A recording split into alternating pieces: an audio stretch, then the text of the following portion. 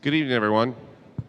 If I could get everybody to find a seat, and if possible, why don't we try to move up a little bit closer since we don't have a lot of folks here yet, sort of fill in this area.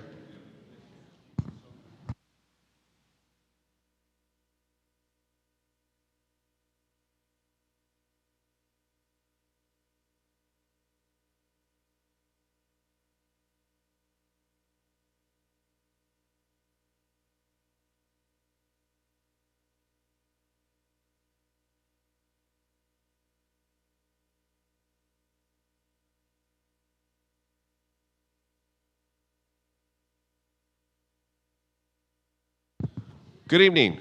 My name is John Frocker. I'm on the Manson Community Council, and I'll be moderating the forum this evening. Welcome, and thank you all for coming. We're going to go ahead and get started, and to that, a few logistics items first. Restrooms are right over here through the saloon doors, and if we have to exit for any reason, we've got an exit there, and then behind us. So, first thing I'd like to do is welcome all of you, and I'd like to introduce Brian Patterson, who his group is hosting this event, the Residents Coalition, or sponsoring it, excuse me, the Residents Coalition of Chelan County. Brian, if you could give us a couple-minute introduction.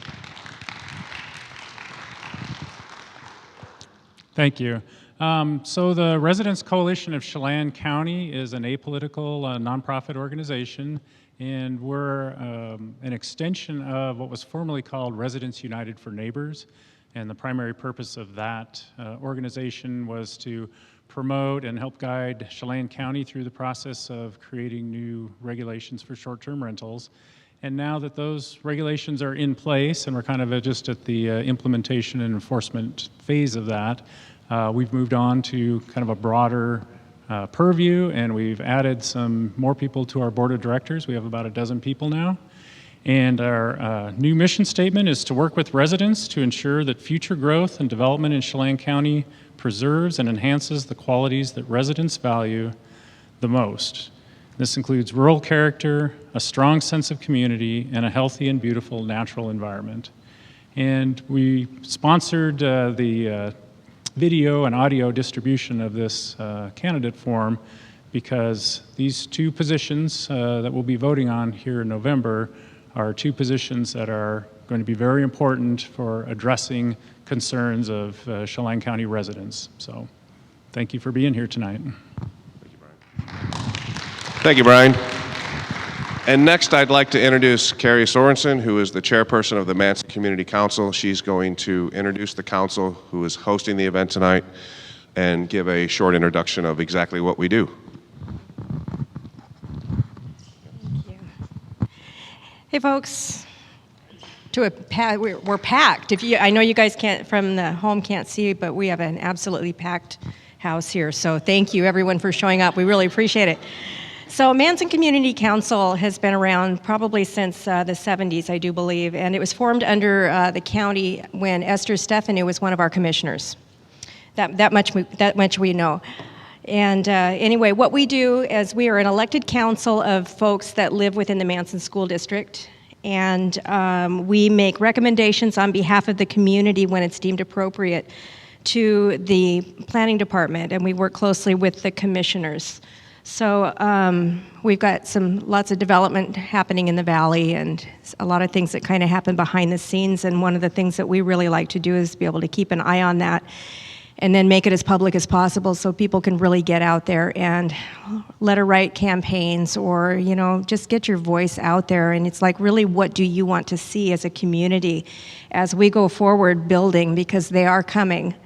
But if we can steer it in an appropriate and livable situation for the community at large, because we still do have a lot of farmers here, and we're making a living off the land, and it's not all about the party and the vacation. So anyway, I think it's really important that we have a base in the community where we can come together and we have a voice. And so here tonight, we have Cindy Smith, who is one of our community council members, and we've got Kathy Blum, and we've got Gordon Lester, and of course, John Frocker and myself. So in December, we have a position coming open. So we are looking for someone who is interested in becoming a part of the community council. So there will be an election. And if you're interested in that, just see one of us. And of course, we've got time to do that. But anyway, I just want to thank John. He's put a lot of time into organizing this. And I guess that does it for me. Thank you, Carrie. Okay, just real quick how the format's going to run. The sheriff candidates are going to be up first. We have a series of questions to ask. They'll have 3 minutes to respond to each question. And then we'll open it up on the floor for public comment and questions. So I'd like to invite Brian and Mike to come on up and take a seat. I think the mics are on, and we will go ahead and get started.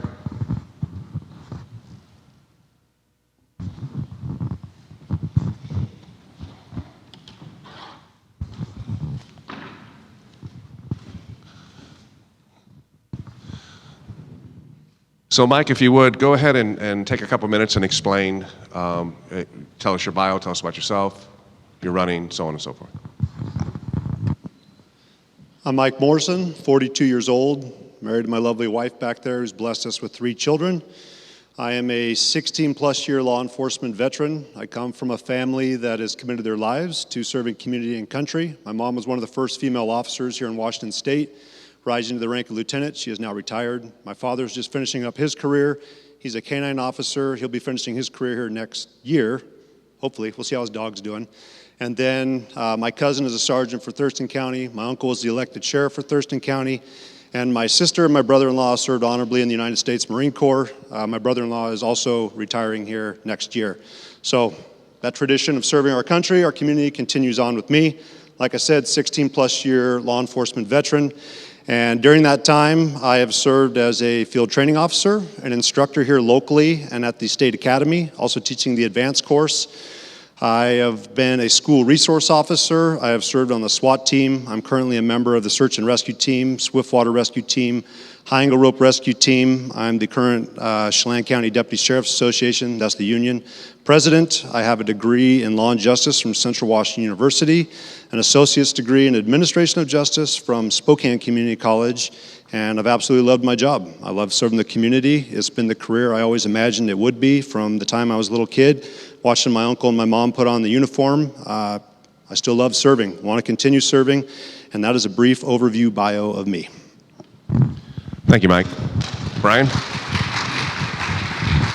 Well, I'm going to do a little something different tonight. If you don't mind, I'm going to go ahead and stay seated. I have been fighting a thrown-out neck for the last week, and I've had a headache for about a week straight. And I actually wrote down my thoughts, and I'm actually going to read that to you tonight, just so I make sure I can stay on track. So anyway, so I am Sheriff Brian Burnett. My goal today is to lay out the issues so you can make an informed decision based on real circumstances, not talking points or half-truths.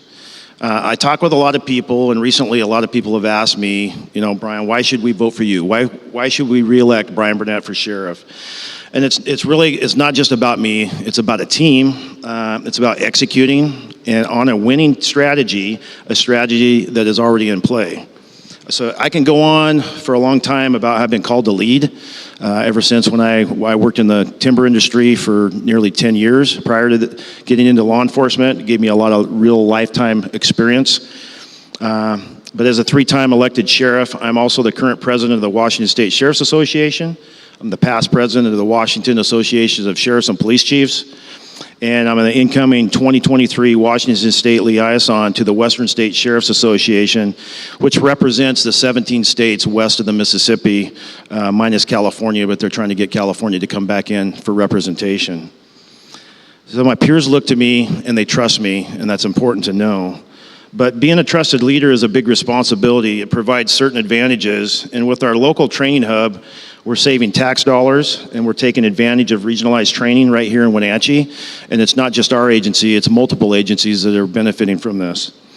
I know who to call to get things done, and most importantly, they answer the phone when I do call, and we can have those straight up conversations with trust. One of the things, myself and my team, we're not waiting for the storm to hit. That's the language we like to use. Just like dangerous drugs, behavioral health, and legislative laws that give criminals more rights than law enforcement, my team and I are on the front lines working tirelessly for our citizens. I've built relationships with commissioners, representatives, senators, and many other people. I've been proactive and remain vigilant in upholding and defending your constitutional rights and my constitutional rights. Let's talk about character. As a husband, a father, a grandfather, why really you should vote for me, okay? No one's vested more in the future of Chelan County than myself and my family. 5 generations. My wife and I are married 35 years.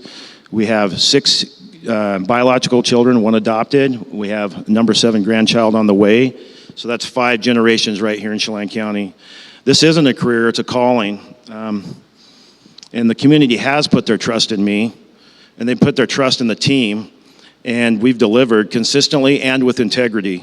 Many of you have seen our videos on Facebook and our website, and if you haven't, I encourage you to go to sheriffburnett.com and look at those. There's testimonies. It talks about the real work that's being done, the collaboration that's happening around the region, and the local leaders that are putting their endorsements and trust that are working with us. And pull the commissioners aside. We have one here. No offense there, Commissioner Gehring, but go talk to them about the relationship that we have, not just with myself, but with my command staff and the rest of the organization. You'll find heartfelt testimonies again by our leaders and leaders who know the inside truth. We don't just list names, we have relationships and people who testify.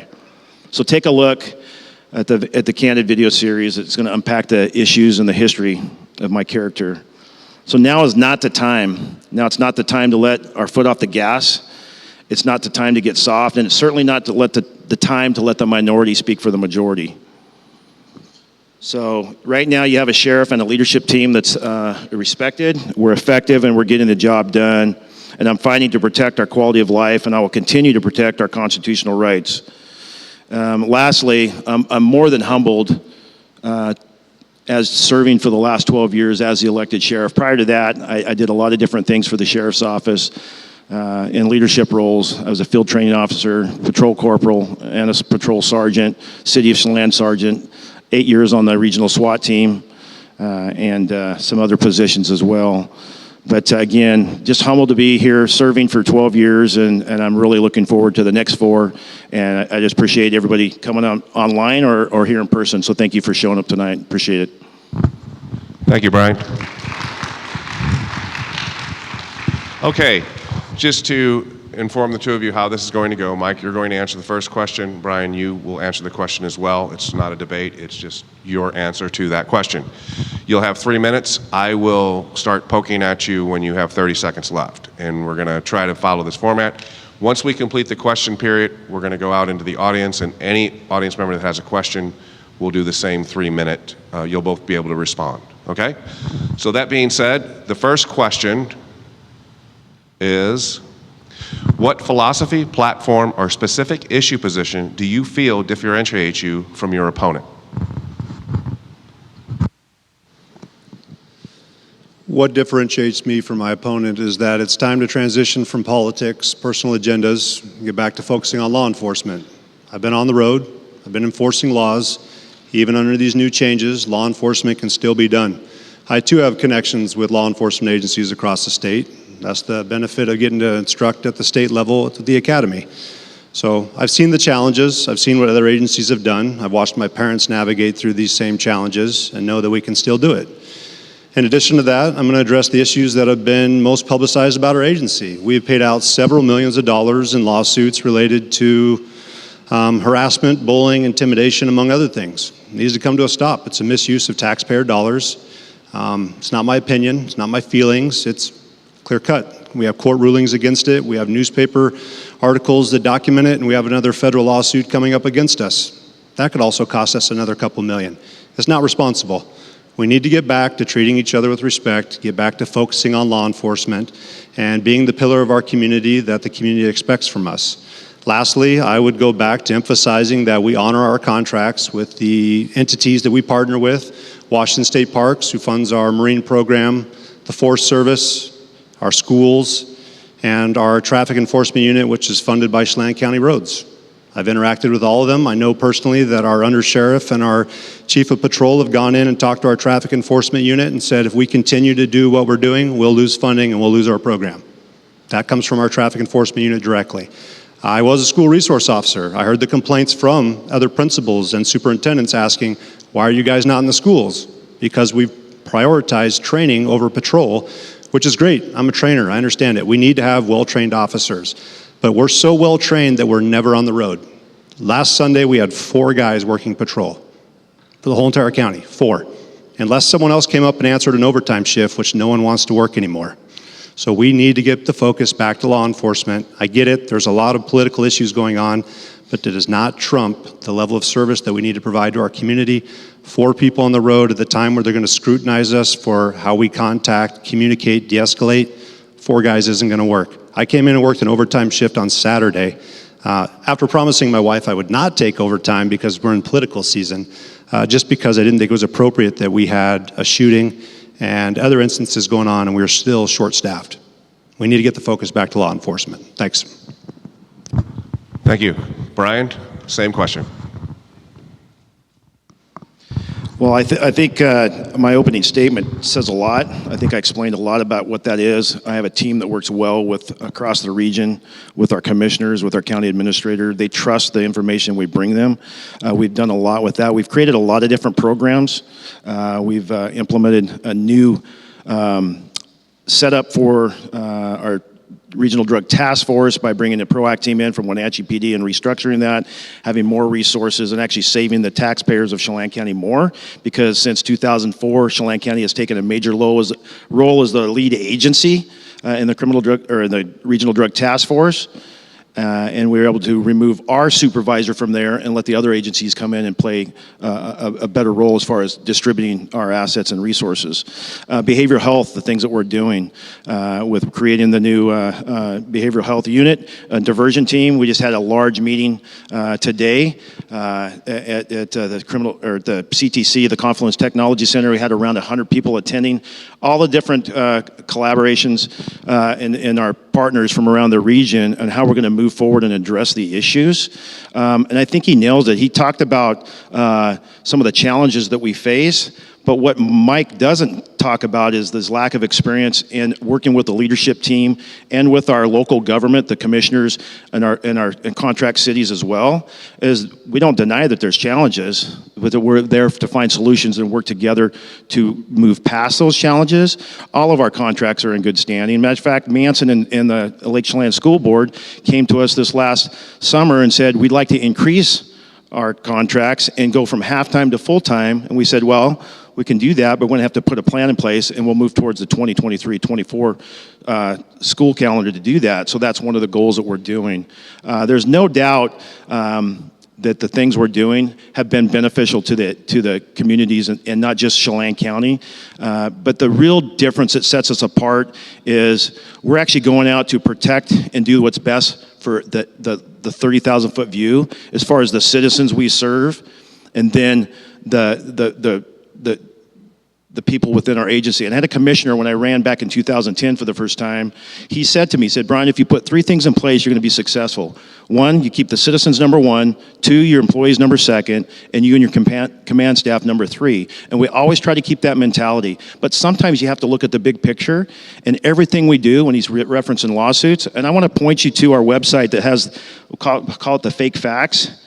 And we've got some handouts back here, or go to the webpage that talks about everything that this group is trying to say and debunk, and what I will call half-truths, and we will talk about the real facts. I'd love to share that information with you. I hope that you'll actually go out and do the research. But truly what you have is you have a leadership team that works with other people well, and they're getting the job done. Don't take my word for it. Go out and talk to the agencies, the schools, the contract cities. Do we have our differences? Yes, we work through them. But go out, talk to them, and get the real testimony and the facts. So I appreciate it. Thank you. Thank you, Brian. Next question, and Brian, you're going to be taking this first. It's a 2-part. What are your best ideas for attracting, retaining qualified personnel? And the second part, and what changes in the department should be made current and future to accomplish this goal? That is a good challenge because across the state and across the nation, you're looking at big challenges as far as recruiting, not just retaining, but recruiting. We saw a lot of things happen that would drive people out to decide maybe I'm going to leave the profession early. So we've been looking at a lot of different things. Job fairs is one of the things we try to do. We're currently just finishing up a recruitment video, trying to get the message out there to recruit in. One of the things that we did challenging was as we compete with other local city police departments, different revenue, the way that their revenue is brought in. Generally speaking, even though Wenatchee PD and East Wenatchee PD are much smaller agencies, they have a revenue tax base that supports a higher rate of pay. And so it's one of the things that we went back to this last fall and said, we're starting to lose some of our tenured people because they're going over there for a top step that could pay substantially $800 to $1,000 a month more. And so I actually went to the commissioner's office. We have a commissioner back here that can testify to that. And actually one of the commissioners came back and said, I have a plan I think that would work. And we did a compression a piece to that because Chelan County in its collective bargaining agreement, which is something that they have to go and bargain, was set that they had the steps to get to a top step. It took 20 years, where the other agencies had contracts in place that allowed them to get to a top step pay within 5 years. So what we did is we recompressed that, took an MOU, to the association and said, hey, here's something that's going to be, I think it was close to $250,000, $260,000, $70,000 to the 2022 budget, and you're going to see multiple people graduate up instantly and get 10, 15% pay raises. And then as we get new hires in, we can say, hey, in 5 years from here or less, because you're going to come in with credit time served, is you get to be there in 5 years. And so we sent that to the association, working with the board president sitting right here before, and I said, please take this, let's non-negotiable, let's do this. We'll keep some of our staff was testing for other agencies. It will keep them from leaving. They stalled this process, and it took over 6 weeks. We lost an individual to another agency. The day after we got it signed, 6 weeks later, because we had to call it, and we said, we're going to pull the offer if you don't sign it by Friday. The next day, that employee called me and said, I want to come back, and they left that agency. It was a local agency that came back. So we're doing a lot of different things, just think outside of the box. We work with our commissioners, we work with HR, we work with civil service, we look at other agencies, what they're doing to be successful, and we'll continue to do that. But we're also tapping into word of mouth. Lateral employees that have been here and working here, they can go out and talk to the other people that they know around the state and talk about our quality life, the quality of an agency that we have, the type of training they have, and the many things that Chelan County and the Sheriff's Office have to offer. Thank you, Brian. Mike, same question. Well, I do remember those negotiations as well, because it initially started off with being offered 10% across the board for all employees. Well, that wasn't the biggest issue we were facing. So yes, it does take a little bit of time when you have to go back and talk to your body. What do you want to do here? They said, well, we would like it if it didn't take 20 years to top out, when we can go to East Wenatchee, top out in 3, or go to Wenatchee and top out in 5. So we countered back and said we would like to see condense of the pay scale, so it doesn't take 20 years. But we also realized too, because this comes with negotiating, that you leave out your more senior experienced officers. We said, what about longevity? Because mostly those upper tier ones that are most experienced, have the most connections with our community, get nothing. They get 0. So we put that back over. They said, absolutely not. We're not going to do longevity. We are focusing on recruitment, not retention. So it came down to, we did agree, because who's going to walk away from that? So it did. It benefited a lot. We were glad of that. You can look at the contract, because my name's on the MOU too. And it does take 2 to negotiate, so I do not just represent Mike Morrison. I can't just say, Mike, do you want to do this? Sure. And make the decision without talking to the rest of the board, because they had a different view. They did not want to go with 10% across the board. They wanted to see it condensed. So we were also active participants. We realized that we had to get our pay up, but we do have a lot to offer within our agency, and we need to make sure that we advertise that, because you're not stuck in a city, which is where I came from. It's a lot nicer to get to patrol out in the county, because you have a lot more room to roam, you have a lot more activities to do, and so we need to make sure that we're advertising that as well. But in addition to recruiting, we need to focus on retention, because we do exit interviews. You'll see that I have over 1,300 years of law enforcement experience endorsing me. A lot of those are former employees that used to work here and went to go someplace else. All of them have said the same thing. When you have your instructors telling you you're over 50, get out of law enforcement, you're not welcome here, it's not very welcoming. We've brought that up, and we were told that there's nothing that we can do to control what these people say.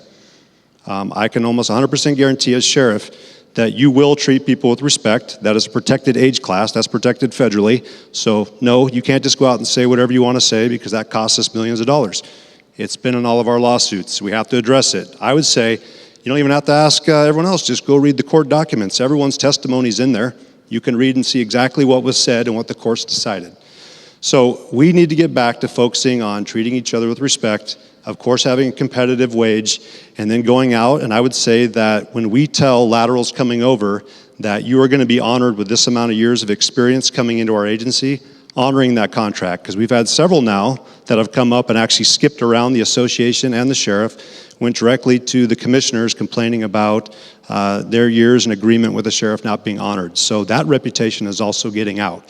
We need to be honest, and if we're going to go there, why don't we look at maybe offering them more vacation time or more sick time when they're coming on.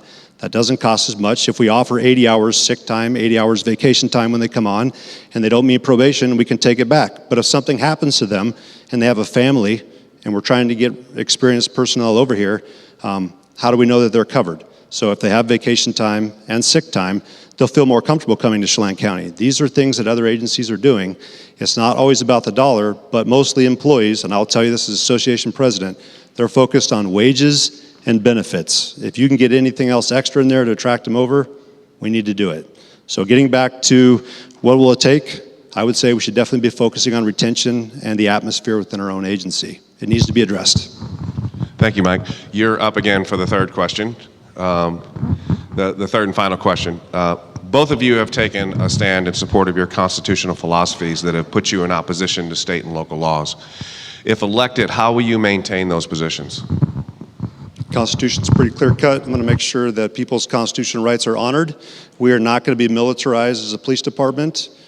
The government has their own entities that can do investigations and enforcements in certain sections, specifically labor and industries. You have the Department of Health. If they want to go in and they want to do health-related enforcement, they can have their enforcement wing go in and do it. We're going to focus on crimes. I think everyone's kind of seen around the county that we have our own issues that we need to deal with, and if they're going to stack more work on us, that is not the intent of the law enforcement agency that we have here. Constitutional rights will be honored. It's clear cut, it's black and white. I don't think they're negotiable, and we're going to stick with that. Thank you. Brian? Would you mind stating it again, please? Both of you have taken a stand in support of your constitutional philosophies that have put you in opposition to state and local laws. If elected, how will you maintain those positions? Absolutely. I feel very strongly about it, and actually as the time as sheriff goes and the more that we face in the future, I feel even stronger and think that we need to stand up and stand our ground, because if not, what you find out in America, in Washington State, is there's people that will tell you the authority that they have may not actually be accurate.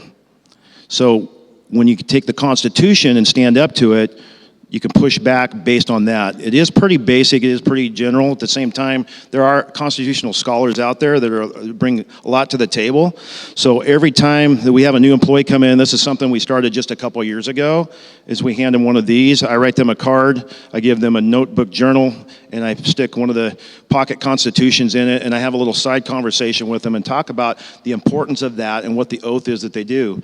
As the current president of the Washington State Sheriff's Association, we have quarterly meetings. We had a quarterly meeting in Ellensburg this last Thursday, and one of the things that we did was we planned a constitutional training to update and empower the sheriffs to say, we need to stand our ground now because there is a battle that's potentially coming that we're going to see to be challenged. And so we're going to need to be prepared, and we need to make sure our people are prepared and feel confident in that Constitution and the things that are coming their way. So we'll be bringing some training on in different ways and little tidbits and pieces for our agency to do that as well, but just reassuring the people that they need to know that, and it'll be something that we talk about regularly with our staff and with the public. And we're listening because people, that's one of the biggest concerns that I hear coming in from the public, and the public knows if I get an email or a phone call, I'll call them back, I'll meet with them in person, and we go out and address their concerns as far as constitutional protection. Thank you. And at this time, we want to open it up to the floor. Anyone in the audience that has a question, it can be directed at either candidate. Both candidates will be able to respond to it, though. Does anyone have a question they'd like to ask?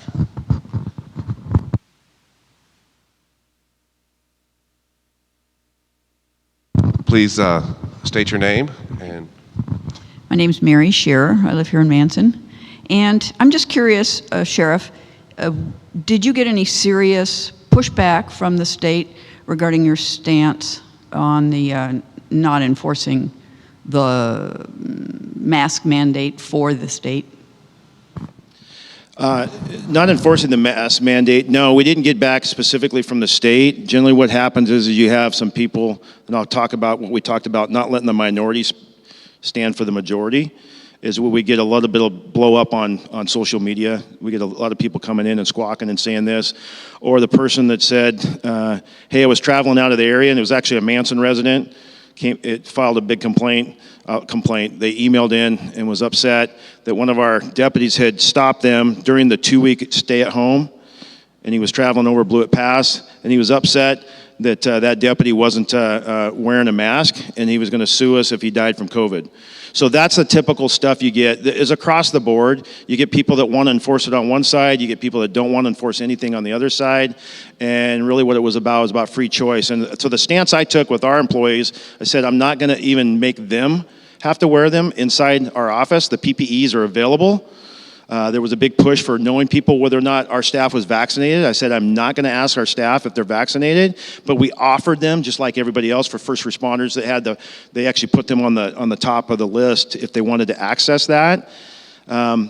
We did get a complaint coming back from the state that said they received a complaint in violation of the governor's mandates, but it doesn't say what it was, and they have no means or forms of investigating it. They're just putting you on notice that they've done that. But what we told our staff was, here's everything you need, and you can have it if you want. You respect everybody else's process and what they feel about this. But I would not bend to the contract city that wanted us to have our staff mask even outside while on patrol. We said, listen, I think it's an officer safety issue. And I think it's a communication problem, and you can just talk about the drive-through and the noise of your truck, and you can't see somebody, and you take away the lips moving.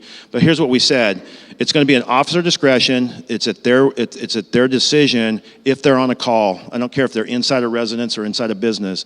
If they're at lunch and they're not on a call, and that business requires and requests, I said you need to respect their wishes as a private business owner. That's the way we felt. So we stayed pretty strong with that. Never really got pushback from the state. thank you. Mike, would you like to respond to the question? Well, the funny part is actually I think I was the deputy who did the traffic stop.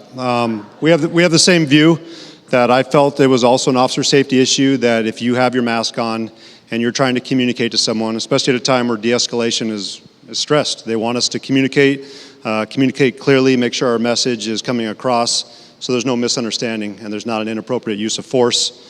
So I agreed with the sheriff's stance, is that we had to make sure that we were putting officer safety first and community safety first, because the issues that had come up with masks is that, yes, we didn't communicate very well when we had them on, and it was hard for us when we were dealing with people who were wearing them, especially if you're trying to collect a statement. You couldn't understand a lot what was being said, and that's a priority when you're trying to establish the elements of the law that you're trying to see was there a violation or not. So our answers are pretty similar on that. I believe that he took a good stance on that, and I supported him. Thank you. Another question?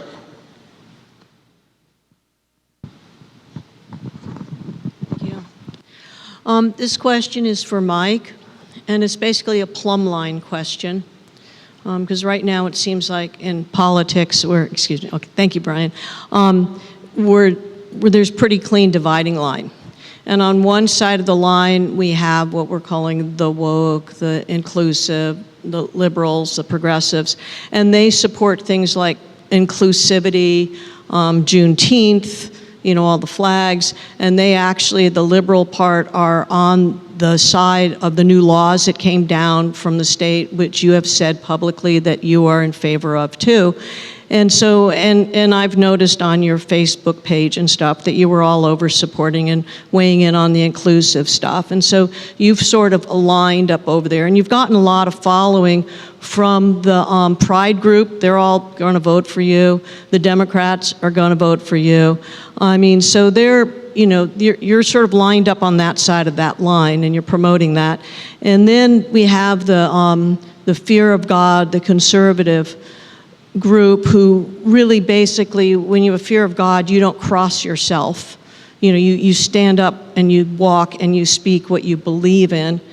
And so as a union president or association president, you have to file a lot of grievances that actually go against when you say you're for the law and order enforcing things that, and I understand that, but you've put yourself in a position where you do have to cross yourself if you say you're for the laws and yet you're filing grievances or going against them when people object. So basically, you've aligned on the left side of the line. So my question is, why, how can you reconcile that when you file as a GOP, as a Republican, when you've gotten a lot of support from the left side and you've aligned yourself with the left side? So how do you reconcile filing as a GOP? Well, you unpacked a lot there. So to first stand off, I never agreed with the laws that came down from Washington State. I said that some were definitely ill-advised and not well planned out. Others have clearly forced us to do a better job. In fact, one thing that did come out that I would say that my opponent has been pretty boisterous about is that we got a BHU unit out of it. And we're not having law enforcement going to deal with mental health issues when they're not committing a crime. And we have now removed ourselves from scenarios where family members were calling and saying, hey, my family member is in crisis. I think one of the examples we saw today, I was also at the BHU meeting, was an officer in Dallas who shot a suspect after only being there for a couple seconds. There was no crime. Why did he get shot? So yes, Washington State did do a good job by at least telling us to slow down, make sure we have lawful authority. This is the PTI principles that we're talking about, that we're known about because we have a regionalized training center now. And we're following those. Those came from the new laws. So yeah, I'm in support of it because it has caused us to do our job better. We've slowed down. We've become more effective. But others, not well thought out. We should be able to pursue. They need to rethink that. So no, I don't think you actually stated it correctly with my interpretation of the laws, but I appreciate you asking. As for the Republican stance, yes, I've been a Republican since I've been 18. So that's when I got to vote. I'm sorry that it would be offensive for you to be open to treating everyone with fairness, respect, and dignity, even though I may not personally agree with them. So my job as a police officer is to protect and serve. We may not agree. There are a lot of people that I've arrested that I liked, but unfortunately, that's what the law said. There are a lot of people that I've had to be nice to, even though I don't personally like them. When you put the uniform on, your personal opinions and feelings go away because it doesn't matter. You have a law. It's black and white. So yes, I have been at least willing to listen to the other side. We may not agree, but at least they know where I stand.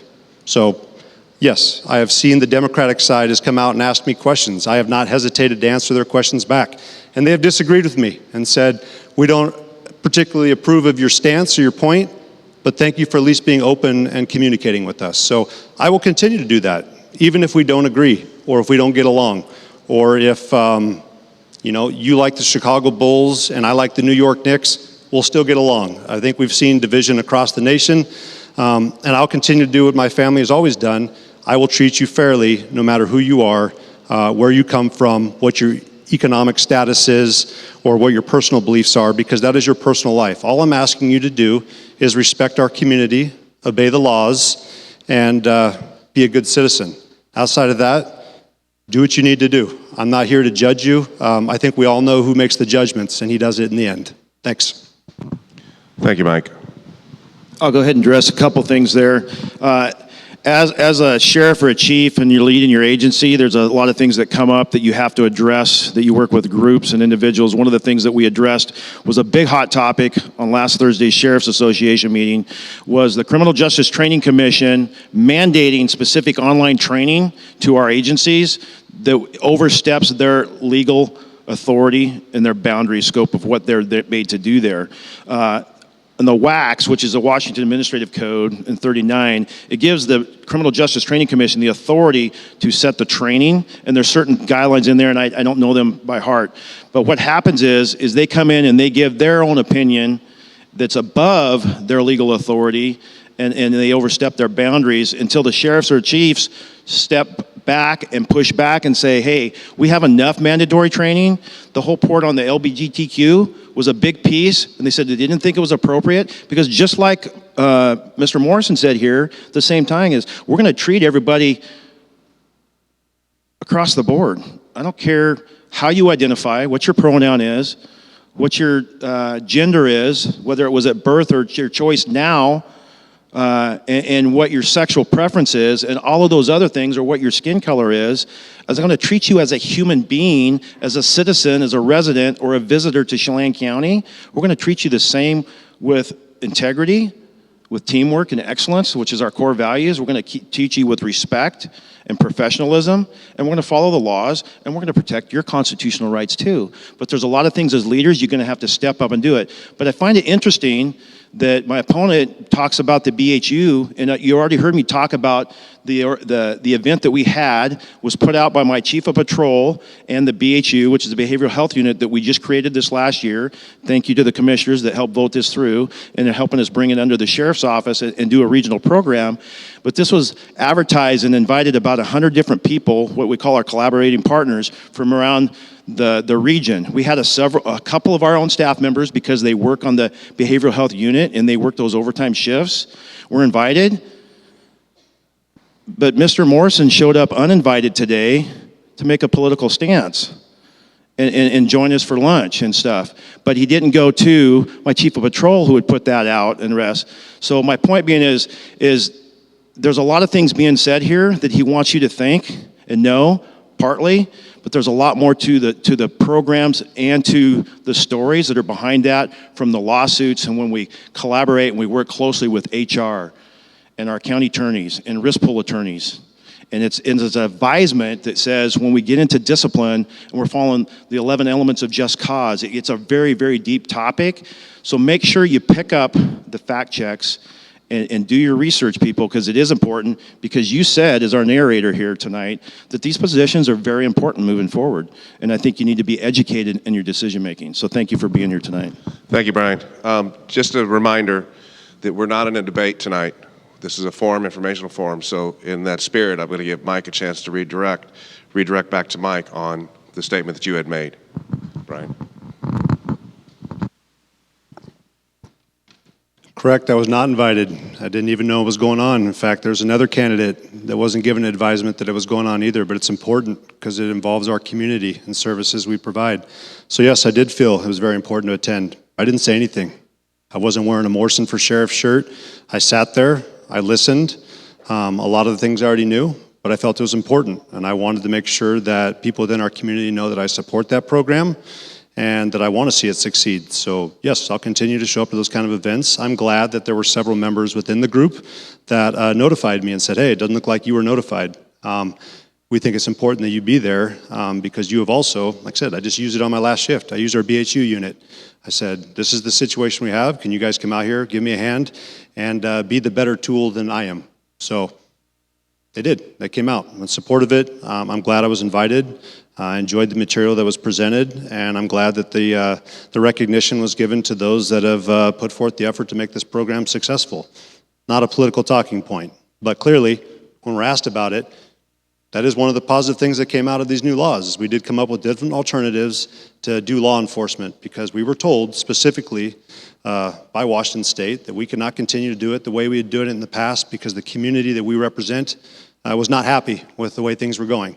That's unfortunate, especially coming from a law enforcement family. You're like, I always thought my parents did it pretty well, and I thought my friends did it pretty well, and I thought my uncle did it pretty well, but unfortunately, like anything, you have to evolve, you have to change, you have to adapt, and that's what we're doing. So that does not mean just throw your hands up and give up and say, I guess we can't do law enforcement anymore. So it's not the first time laws have come down that have changed.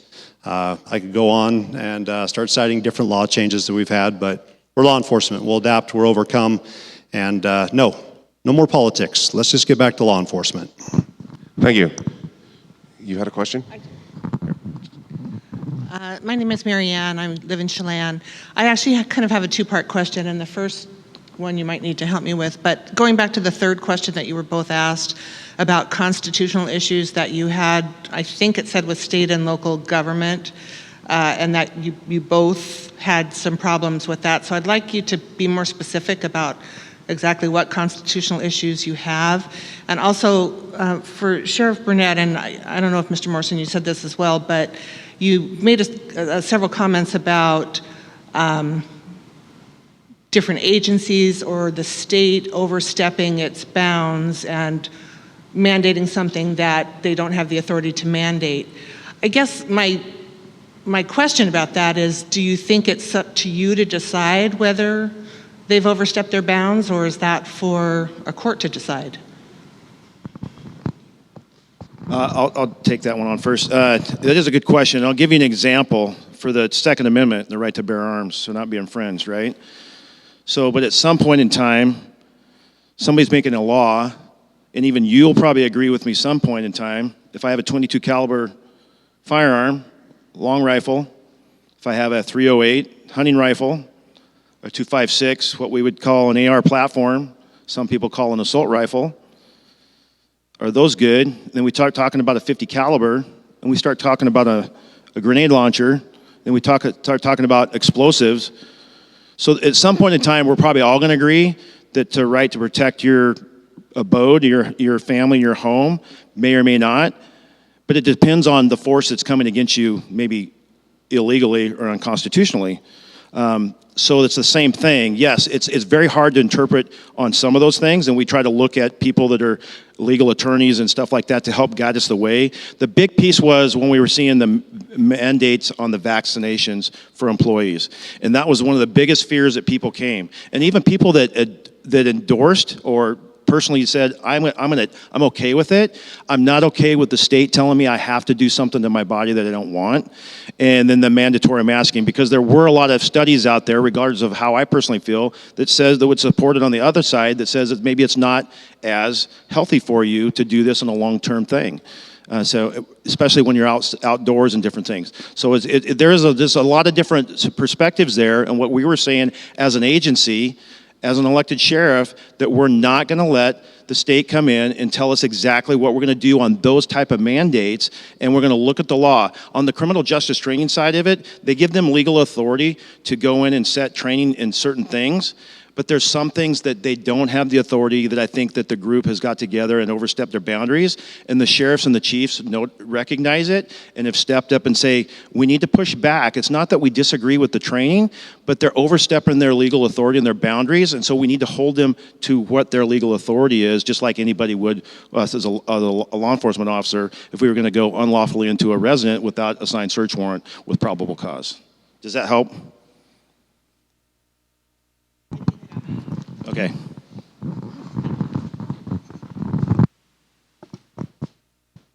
My view on the Constitution of the United States and the state of Washington is that we follow our oath, that we uphold those oaths, that we're going to protect your constitutional rights under the state of Washington and under the United States. The only time I've ever had issue with it is when I've seen that I believe that I might be violating your constitutional rights, like you have the right to privacy. That's the Fourth Amendment, that I can't just come in and start searching through your house without a warrant or other legal issue to go in there. So when I see things like what I've seen recently with our red flag laws, where they've requested us to go and take firearms, or asking us to take firearms from citizens who have not committed a crime based off a signed affidavit from somebody who has not gone through the same steps that we would use if we had an informant. We go through to at least show the courts that this person is trustworthy and honest, and we've had a track record with them where at least can say the information we're getting from them is something that we personally feel like we could trust to go forward and conduct our warrant. What I've seen with our red flag laws is that we are taking statements from people who clearly, and in several of these instances, have personal vendettas against their neighbors, and we know those people, and we know that there possibly could be some other issues not being heard by the courts, and wanting to have an open dialogue with our prosecutor's office and our judges to say, this seems like we're violating these citizens' constitutional rights, how is that legal? Clearly, when I asked a question last time of it, I was told if we don't do it, we'll be held criminally liable. And that didn't seem like a very good response back to, are we violating their civil, or their constitutional rights or not? That's my issue, is that I've taken that oath. I said I would protect your constitutional rights. And if I have a question feeling like something I personally am doing is going to violate your constitutional rights, I want to make sure that I'm getting a clear explanation of, am I misunderstood or is this illegal? And that's the only time I've ever come up to ask about it.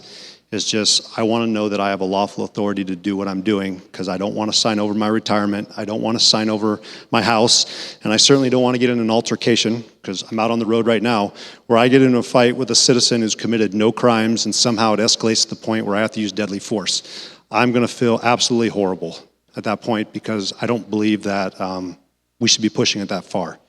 Those would be the times where I'd be standing up asking, is this a violation of constitutional rights? That'd be more my stance. Like we said before, I keep my personal opinions, feelings out of it. There are times where I've had to make arrests, or especially with domestic violence, and I'm like, you know what, this isn't great, but I mean, clearly, I know that it meets the elements of the law. I'm required by state law to make this arrest. I do have probable cause to make that arrest, and I'll stand forward with it, but those are the times where, yeah, you have to put your personal feelings and opinions aside, do your job, but don't just follow blindly. I mean, you have to ask questions. That's why they want us to become more and more educated as police officers, understand what we're doing, why we're doing it. And if you have a question, see something, say something. That's one of the new laws that has just come out. One of the new ones that I do agree with. If you see your partner doing something illegal, like violating someone's civil rights or using excessive force, stop it, say something about it, report it, deal with it. That's what we're supposed to do. I mean, I have a college education. I don't think I'm the most brilliant person in the world, but clearly know what's right, what's wrong. If you see something wrong, correct it, do something about it. That's why I'm running for office. Thank you. Another question. Let me get over there to you.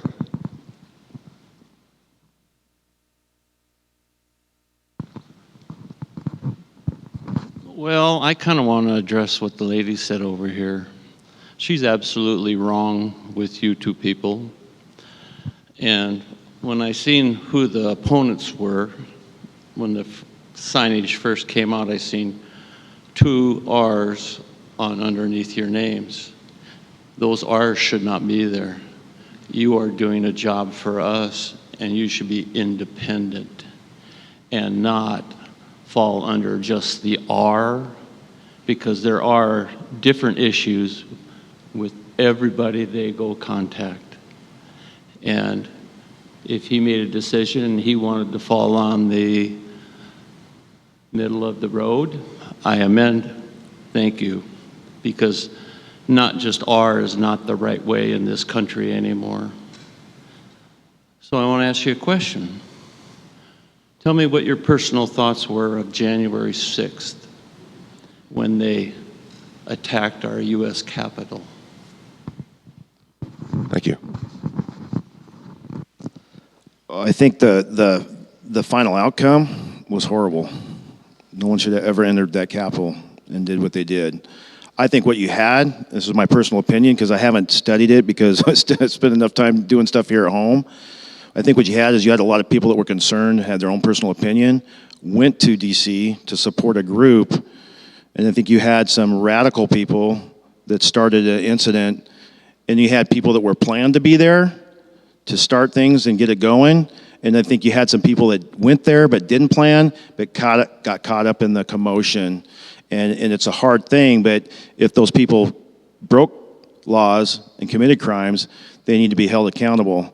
But as far as without due process and being able to hold them for this lengthy amount of time and different things as far as the judicial process, I think that needs to be followed as well. So does that help? Hopefully I answered that as closely as you need. I don't disagree with your stance that I believe the position should be nonpartisan, just like judges, because we're enforcing laws, but I also believe in transparency. I am a Republican, and I felt that it was responsible to at least notify those that are going to vote that I'm a Republican. When it comes to the January 6th incident, I view it the same way that I viewed when I saw the courthouse in Portland being ransacked by Antifa. is not responsible. We're resorting to chaos. It can't happen. If you have an issue and you don't like the way something went, there are avenues, there are channels to deal with it. I deal with it. There are a lot of things that clearly you have heard me say that I did not like the way our administration was being run. So we went down those avenues to challenge those things. It takes a while. It's frustrating. I don't think it should be 2 to 3 years to address problems, but that is the way a civilized country is supposed to act. I have issues that if you're going to go and start terrorizing a community or damaging government property, we saw it in Seattle during Chaz or whatever they wanted to call their little compound there, where you took over a police station. It's unacceptable. So I would hold everyone accountable, obey the laws. It goes for both sides. That's what I would stand on, is that it wasn't appropriate. And from what I've seen, that fellow officers lost their lives. I don't think that's acceptable at any level. Like I said, I'm not a scholar on it. I have not read all the facts. But clearly, I didn't think it was appropriate in Portland. I didn't feel like it was appropriate in Washington, D.C. I get their frustration. I hear what both of them were trying to say. They didn't go about it right. Thank you. We've got time for one more question. Hi, my name's Don Cullison. I'm a retired police officer from Las Vegas. And during my tenure as a police officer, Vegas grew very quickly. I mean, crazy. I see the same thing happening here in Chelan County, just the growth and the continual amount of growth. Can you give me some examples or something what you're thinking about growth within the department? What are you guys doing to address the huge growth that's coming on? Perfect example would be securing funds in reference to more officers, or I know one problem we had was office space and substations and things like that. So if you tell me a little bit about what your plans are for the future, and where you see the department in 10 years when it comes to that type of thing, logistics and people and that. So thanks.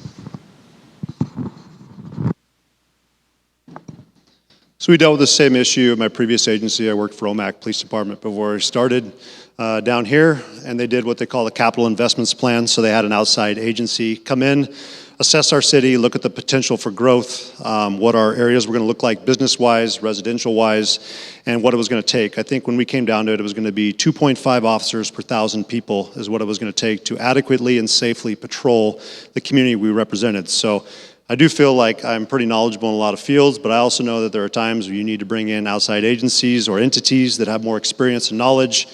Do your research, make sure that you're educated before you go in, so then when the time does come for you to present your facts, they're not opinions or feelings, you just have what it is. It's an unbiased entity that's going to come in and assess and say, based off the rate that Chelan County is growing and the potential for it to grow even further, this is what we feel would be a responsible staffing-wise and what it's going to cost you, and then working with your commissioners to say, look, this is what we have. We understand that you're not going to be able to just, boom, give us 50 more deputies, but how can we progressively move knowing that you have a 720, unit apartment complex coming in here into Chelan is what they've been talking about. We better get some more guys, because there have been times we've had one person up here working. Yeah, I would hate for chaos. I was just talking to a buddy of mine in Spokane. They had a fight of over 200 people off Geiger Road outside of the airport. It was probably nice that they had enough resources to be able to respond to that. If we had 200 people break loose here in Chelan, call in the cavalry, because we're not going to be able to do it right now.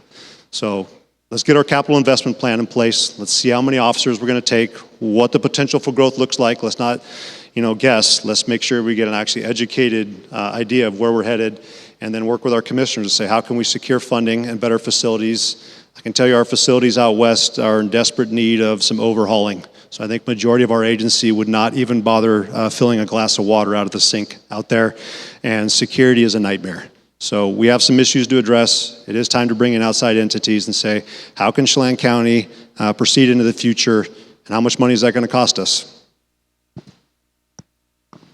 So Washington State ranks last in the nation very last in the nation for officers per capita. This is something that the sheriffs and chiefs have been banging the drum for. At the same time, I think it's fair to say there's a lot of other states that don't pay, and they're right to work states, so they don't have the collective bargaining and the arbitration, interest arbitration as Washington State. So our officers are paid higher than a lot of places around the United States.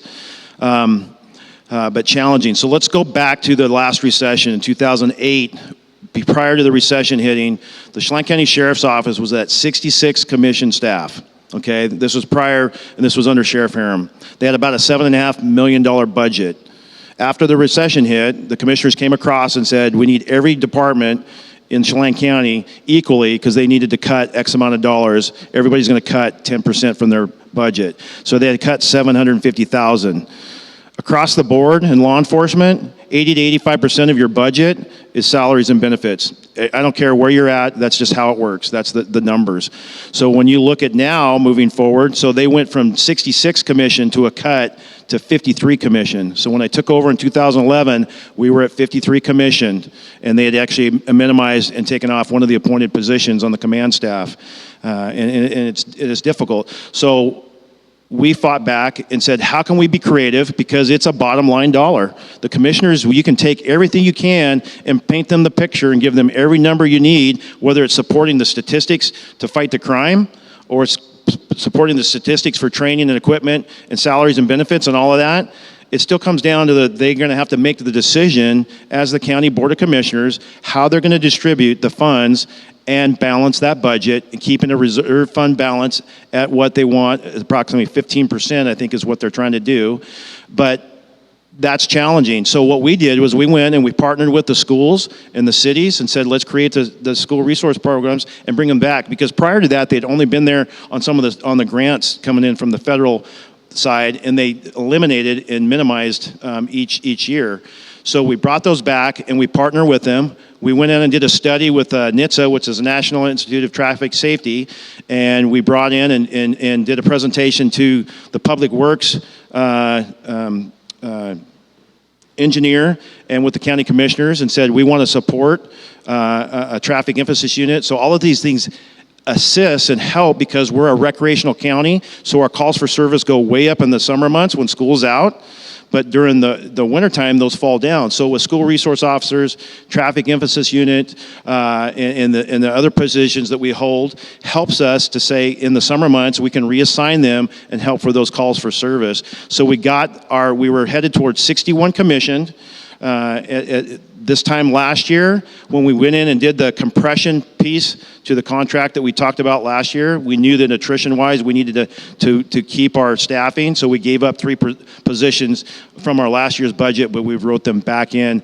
So it's one of those things that is challenging to do. At the same time, it's not just easy as XYZ because we have to be able to make sure that the budget is going to be balanced. And thinking outside, is there a public safety, a 1/10 or a 2/10% public safety tax that we can do? I know the city of Leavenworth does that, and the county gets 15% of that back that we actually credit the school for Cascade School District towards our SRO programs. So there's a lot of different things going on because we're not even talking about the public safety on the jail side of it and the jail that's a building that's probably needed to be replaced before too long. But there's a lot to it. So I think that's a good question. Thank you for asking. Okay. Thank you, gentlemen. That concludes our portion for your questions and audience participation. We greatly appreciate you coming, and please feel free to stay for the commissioner's portion. So thank you, guys.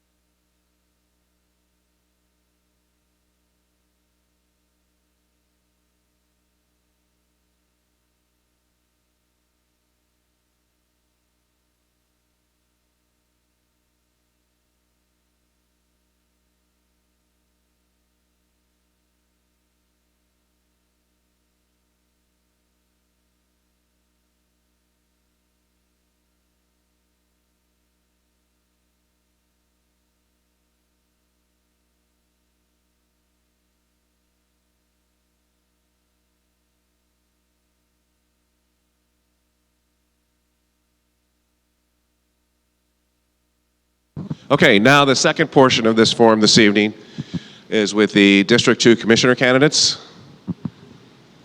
And we're going to follow the same format we did with the sheriffs. We'll have 3 questions. You'll have 3 minutes for each question. You'll each answer the same question. Then we'll open up to the community. And Ann, we'll go ahead and start with you to introduce yourself. Thank you. Good evening. I'm Ann Hesberg. Thank you to the Manson Community Council and the former Run Group, I apologize, I forget your new name, for hosting tonight and having us, and thank you everyone for coming. I think that it's really important that people meet the candidates so that they can make an educated decision when it comes to voting time. I was raised in Wenatchee. I'm the oldest of 5, and I've been independent much of my life. I currently live in Leavenworth. I've been in Leavenworth for about 15 years now. I put myself through college working as a wildland firefighter in the summers, and during the school year I worked in the service industry. Chelan County is very desirable. I love being in Chelan County and being a part of this community. It's the reason that I've lived in Chelan County my entire adult life. After coming back from college, it's an incredible valley. It's highly desirable. We have a very broad industry in our businesses, our tourism, our medical, our land use and development. We're a very diverse county. We have a lot of amazing natural resources, agriculture opportunities, and it's just a very desirable location. I am running on 3 priorities. I am wanting to restore confidence in community development. I believe that we have a challenging regulatory environment where citizens are discovering that it's very hard to have confidence in your permitting process when you're going and interacting with that department, and that has a lot of ties into various different aspects of Chelan County: businesses, tourism, agriculture, how people can develop their properties.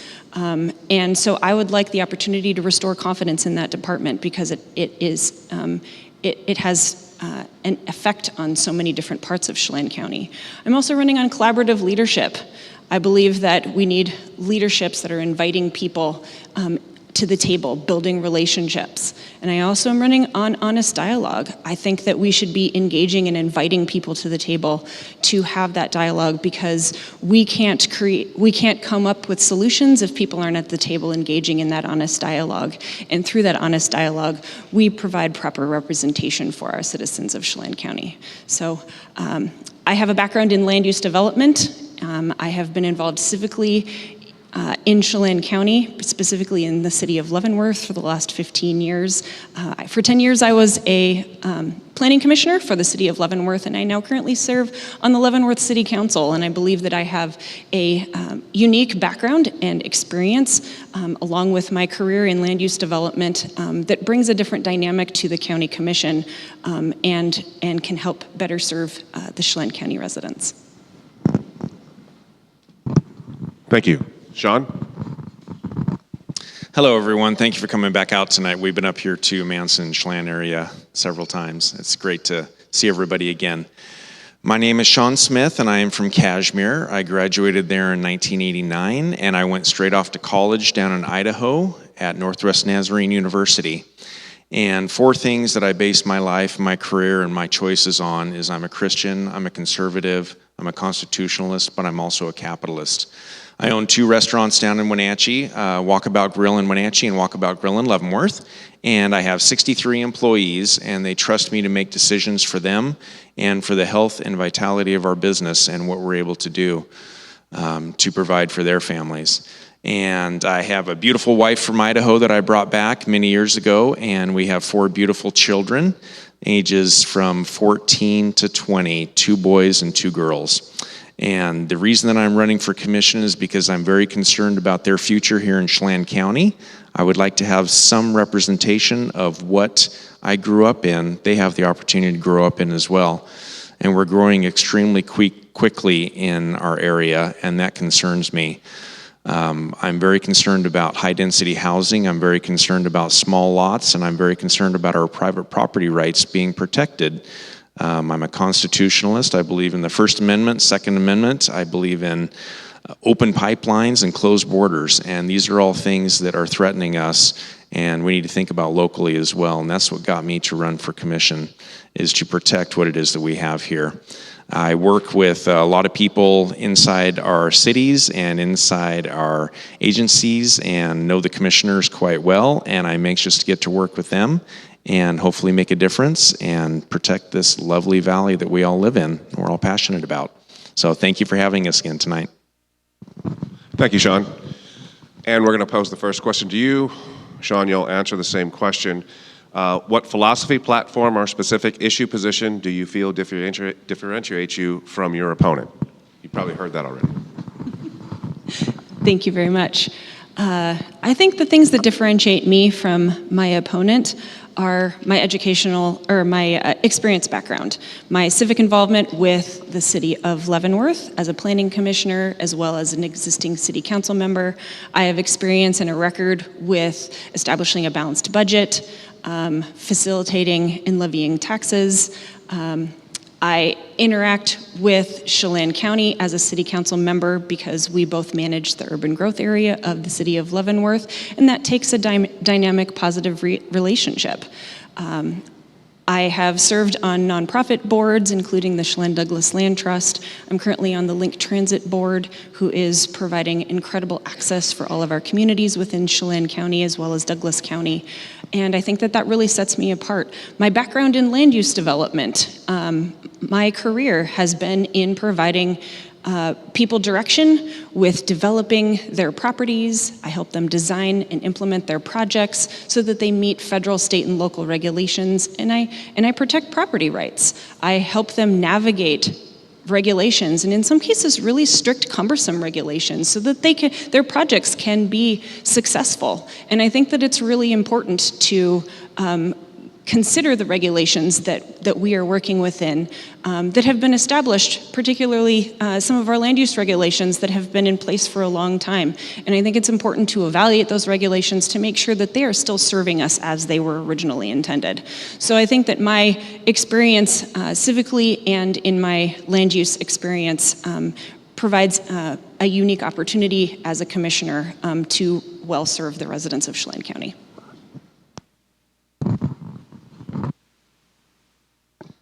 Well, the perspective that I bring to the potential position at the commission is the fact that I'm a businessman, and I've been successful at that and have survived several things that have come up against us to try and make our business difficult. And I've always figured out ways to get around and to move within regulations, without regulations, and keep a business going.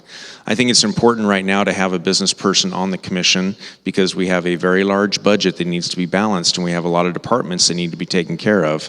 And one commitment that I've always made is I will never cut short on our life and safety and on our first responders and our sheriff's department, because right now we're getting a lot of pressure from the west side and from other parts of the world that are coming in here, and they're changing our environment. And I think it's very important that we continue to prop up our first responders and our police. There's issues that go outside of community development that we need to be thinking about as well, and that comes to our quality of life here in Chelan County. And it's more than just striping the roads and getting the culverts put in for the salmon. There's other issues with the remaining land that we have left in Chelan County, and that concerns me. I do not like to see tight developments go in with too close to housing. I live in the country for a reason, and I want to protect that rural lifestyle. In the cities, we have mayors that are elected, but in the county, we're not represented. The unincorporated areas of the county are the places that don't have mayors, and that's what we're responsible for as the commissioners, to provide that way of life and provide for the things that people need for their daily life. So those are my concerns when I think about running for commission and helping out everyone in the community. Okay, go ahead and stay right there, Sean. You're going to answer the second question. What 3 issues do you see most important for the citizens of Chelan County, and how would you address these issues? First, I would consider the issue that we're having with our homelessness, and we're seeing it down in Wenatchee a lot, and it's starting to spill out into the county.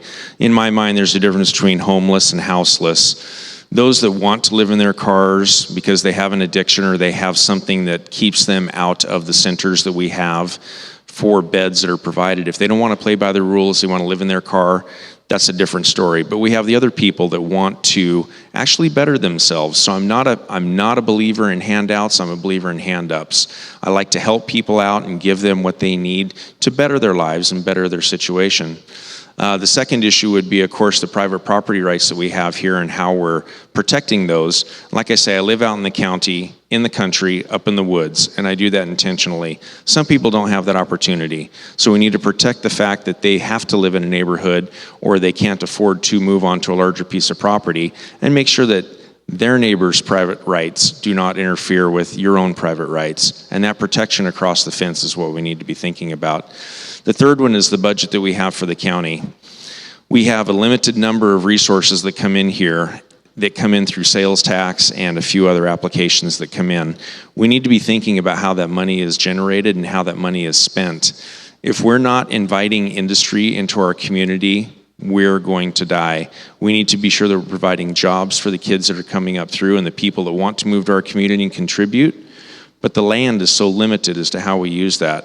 So in my mind, when we're providing jobs, we're providing businesses, and we're providing a place for the businesses to be, that increases our tax basis. And when our taxes are helped covered by sales tax rather than property tax, it takes that burden off of us as property owners. I got a huge increase in my property taxes again this year. It's getting unbearable. So when we're thinking about how we're going to prop up our needs and spend the money that is given to us responsibly, I do that because I'm a taxpayer myself, and I want to pay very close attention to that. Thank you.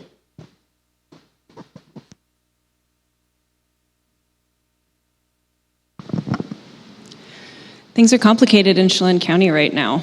I think we're facing a huge housing crisis throughout Chelan County, including in our municipalities. And solving these housing issues doesn't have just one answer. It's going to require a bunch of different answers that work dynamically together. Really great land use regulations that help us diversify housing options, diversify our inventory so that we are able to house our workforce, we're able to house our growth within Chelan County, and we can provide opportunities for varying different income levels. We are seeing a big in-migration in Chelan County over the last couple of years, and it has really put a strain on our housing inventory and our neighborhoods and our communities. And I think that working with the municipalities, with various different departments within Chelan County, we can find solutions together for that housing. And we can be really creative in how we develop our regulations so that it provides these types of opportunities to help solve these problems.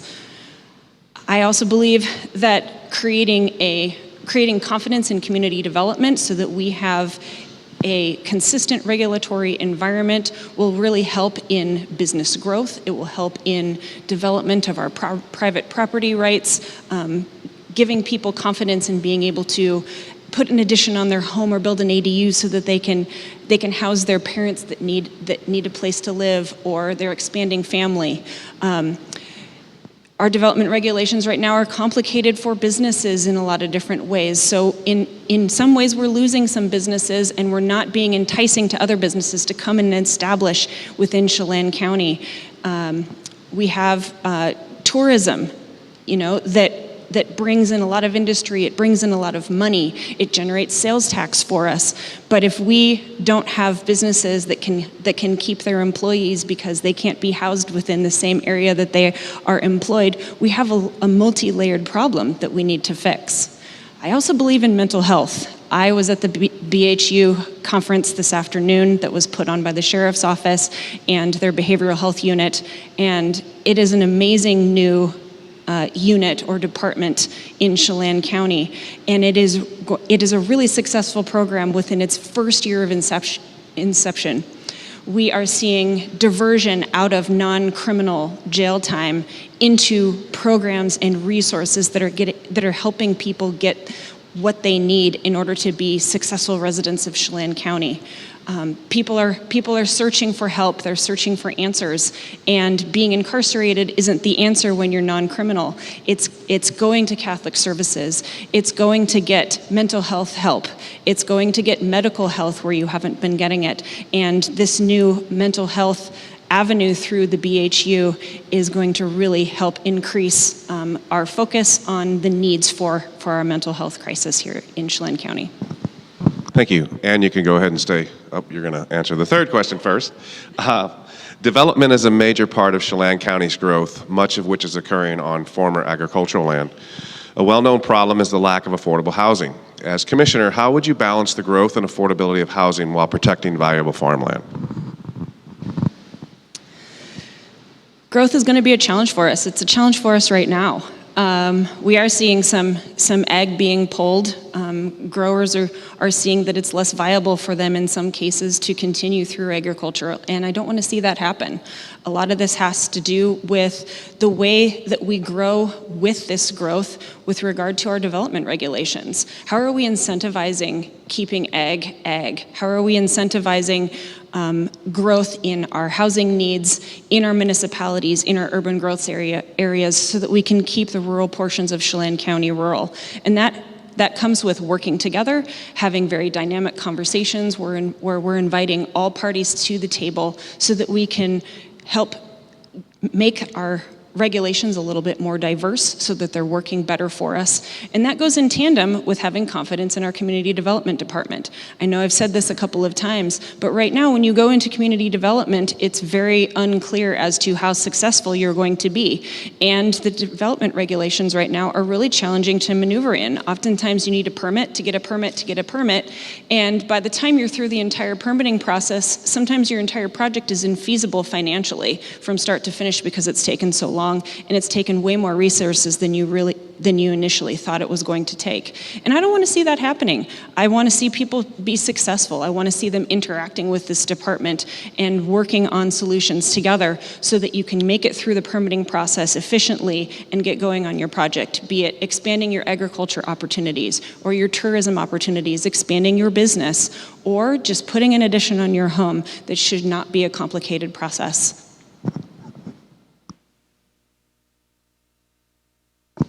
I have a lot of conversations with landowners and with orchardists and agriculturalists, and one of the biggest things that they are frustrated with is the fact that as prices are going down, expenses are going up, and it's getting very hard to farm anymore. I'm sympathetic to that because I'm a businessman as well, and our costs have gone through the roof. And having an option with property is something that not a lot of people have, but the old families around here that own large pieces of property need to be given some freedom as to how they're going to use that property, whether they farm it or they put in a house for their kid or they put in a house for a loved one. But one of the strategies that I would be working with is trying to figure out how to allow that land to stay rural and our country setting to stay in a country setting by peeling off a piece of land that might give that farmer some breathing room, might give them another year or 5 or 10 to decide if they're going to continue to farm or not and give options to their kids. So as far as the regulations go around here, they need to be addressed. They need to be looked at and considered. And some of those will be able to be changed and some will not, just by the requirements of the UGAs. But I am willing to look at options, and I'm willing to listen, and I'm willing to say this makes sense, and I'm willing to say that doesn't make sense, and I'm going to do my best to stop it, because I live in the country and I want to maintain my country setting and protect that for my neighbors as well. If we want to do big developments, we want to do high density housing, we want to do high rises, do it in the city limits. That's where it's more fitting, not out in our rural setting. Thank you. Thank you. Now we come to the portion where audience participation. Who would like to ask a question?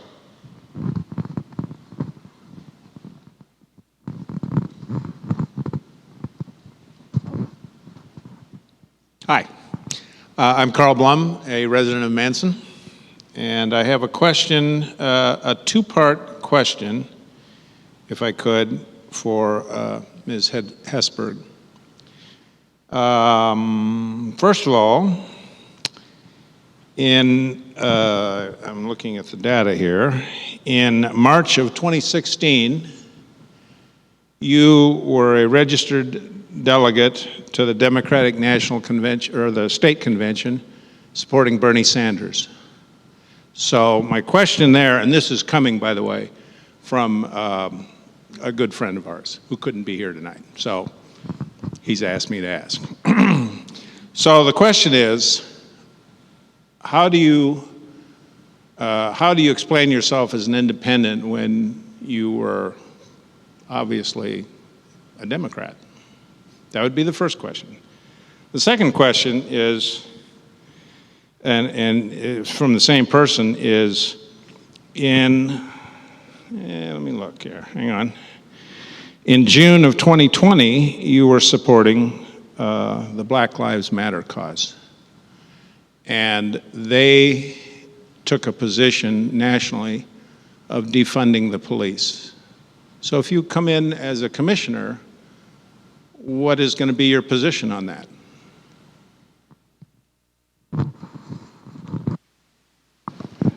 Thank you for those dynamic questions.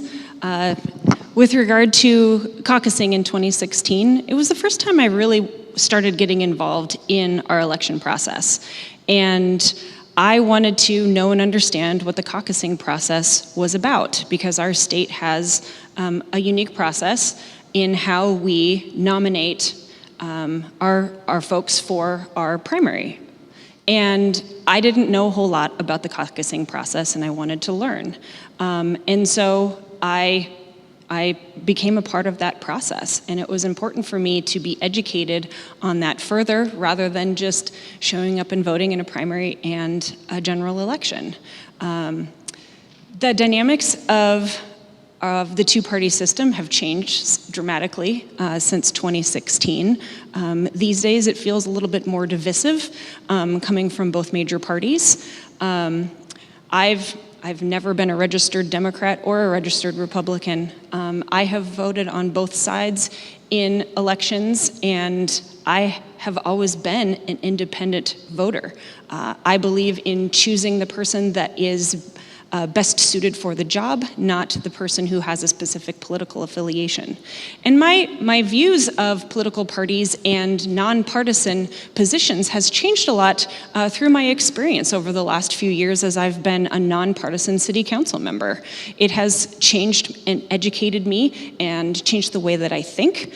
And in a lot of ways, I believe that Chelan County commissioners should be nonpartisan because we serve all of the citizens of Chelan County, regardless of party affiliation.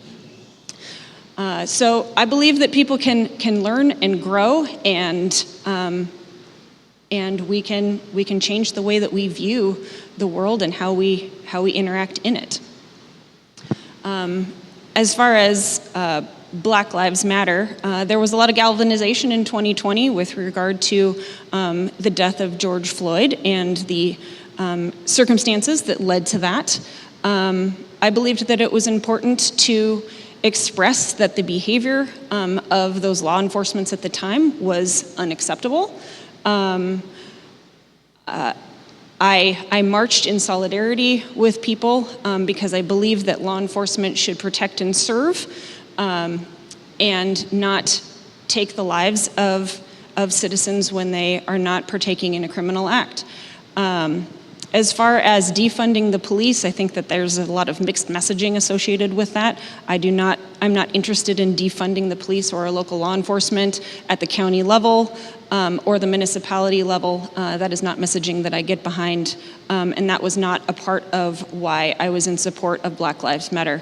I believe that as a county commissioner and as law enforcement, everybody deserves equal respect and equal representation, and I would like to be a voice for all citizens, regardless of party affiliation, race, creed, or perspective, because I think that we best represent people when all the voices are at the table.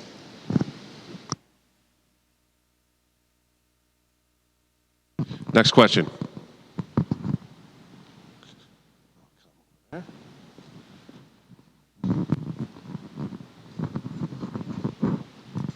Hello, I'm Terry LeBrew. I live in Chelan, and I've been involved in the tourism industry for about 25 years. I moved to Chelan permanently about 3.5 years ago, and I have been appalled, to say it mildly, at the way Chelan County collects, distributes, and spends the hotel-motel tax. First of all, there's a committee that seems to be untouchable and unreachable that decides how this money is spent. And I wanted to know, Ms. Hesberg and Mr. Smith, how you would approach that and improve the situation and be more transparent about the thousands of dollars that are spent to promote Chelan County.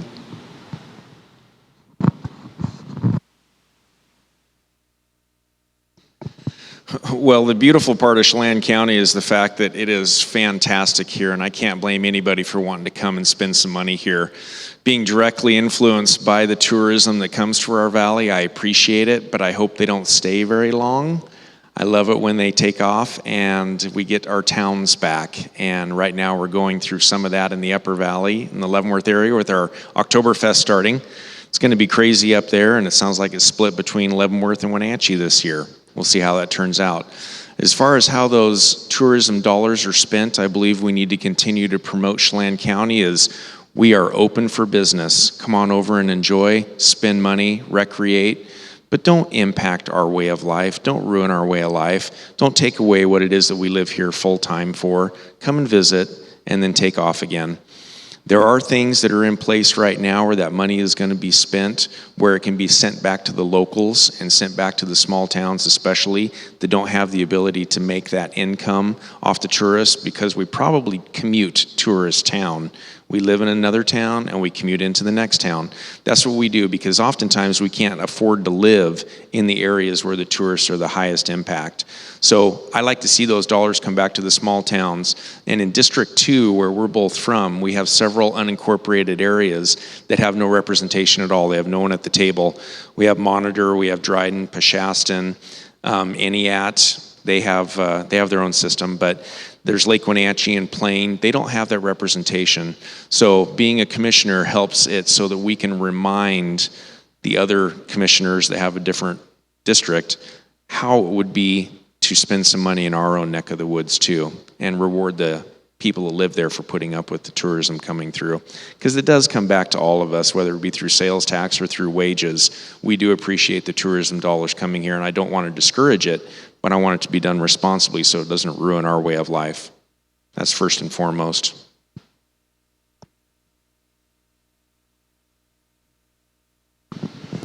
Tourism is one of the main industries in Chelan County, and has been for a long time. I live in Leavenworth, and it's the reason that Leavenworth is still on the map.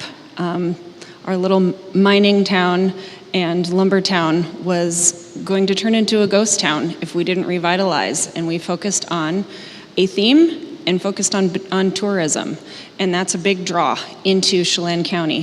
Here in Chelan and Manson, it's also a big draw. It's a very desirable location. The beauty of Lake Chelan and all of those opportunities recreationally and business-wise are a huge draw. I believe that through hotel motel tax, we need to be transparent in where we're spending those dollars, and we need to find a good balance. I think that promoting the locations where tourism is already a huge generator needs to be a little bit more diversified and balanced. We're seeing some over-tourism during certain elements of the year or certain months of the year, and moving those dollars to promoting off-seasons and creating a more expansive tourism environment within our local municipalities and the various different areas of Chelan County is important. I think that tourism is a huge draw, taxation-wise, and we need to be really thoughtful and smart about how we're reinvesting those dollars back into our communities, back into the residents of Chelan County, so that we do find a good balance. We have another question?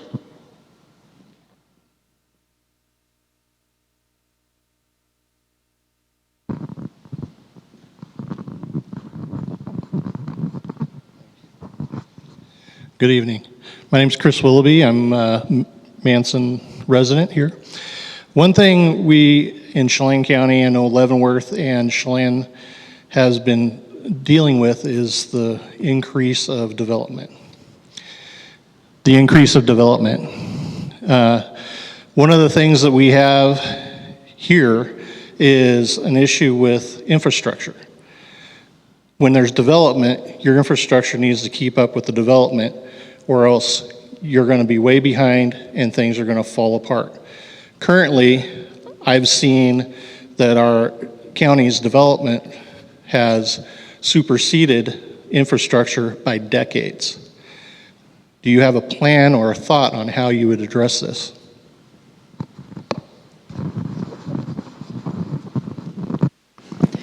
Infrastructure is definitely a challenge outside the municipalities, and in some cases in the municipalities with regard to deferred maintenance in some cases that makes it really hard for us to expand for those growth needs and those development needs within the urban growth areas.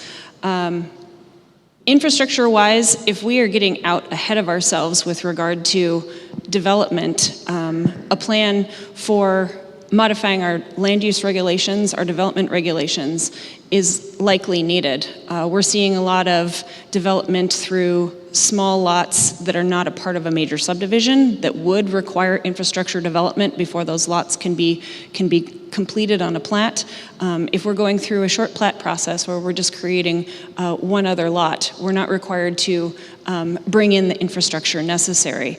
And over time, that continues to kind of just move its way down a road, and we get caught up in infrastructure deficiencies. And we're seeing that in like the Union Valley area where we're starting to see a little bit more lot development out in the more rural parts of Chelan County. And so coordinating with community development and the Public Works Department with regard to how we want to work together to start focusing on the infrastructure needs before we continue to move forward with additional development is going to be important. Maybe we need to make some changes in our development regulations so that those the infrastructure build out comes with that additional increase in lot development so that we can continue with the development that we need so that we're creating more housing to deal with our housing crisis, but we're all working together so that we're not making the problem bigger.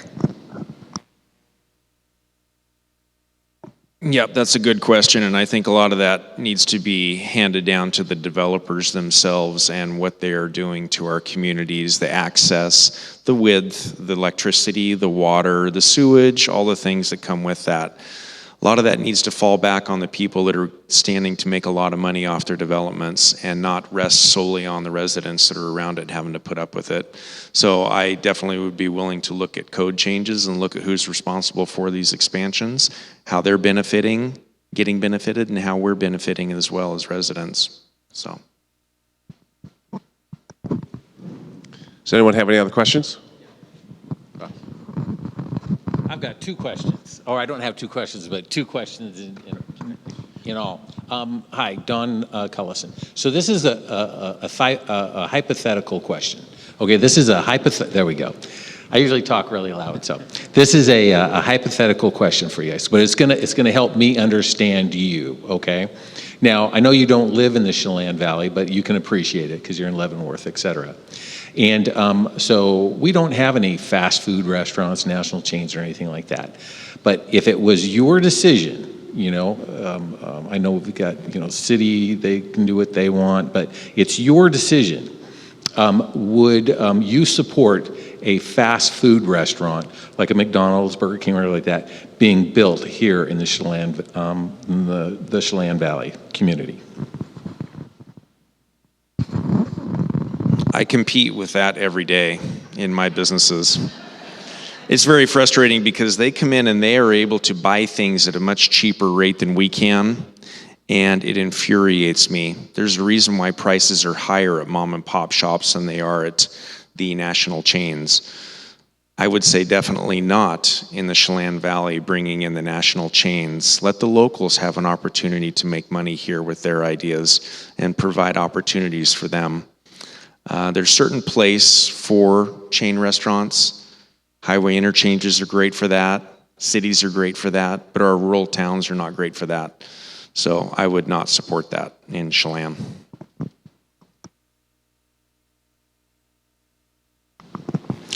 I believe in investing in our local businesses, our local restaurants, and I would support staying local and not opening up with open arms to a chain restaurant or a fast food restaurant. I think that it's important to invest in our community and the businesses who have created the foundation for our county. And I think that it's important that we remain focused on those local businesses, on local growth, on our local job force, on these industries that are creating such a desirability here in Chelan County. I don't think anybody's coming to Chelan County to go eat at McDonald's or any other fast food restaurant or chain restaurant. They're coming here because we have a unique culture in Chelan County. We have a unique environment.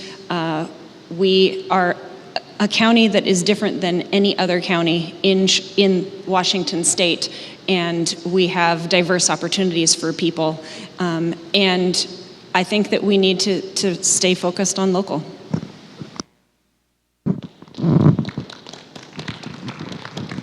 Thank you. Do we have any other questions? All right. Well, we'll go ahead and wrap this up. Appreciate both of you coming out tonight and spending time with the Manson Chelan community and for participating. And so at this time, we're going to go ahead and close the meeting. I'd like to thank the candidates, both Sheriff and Commissioner.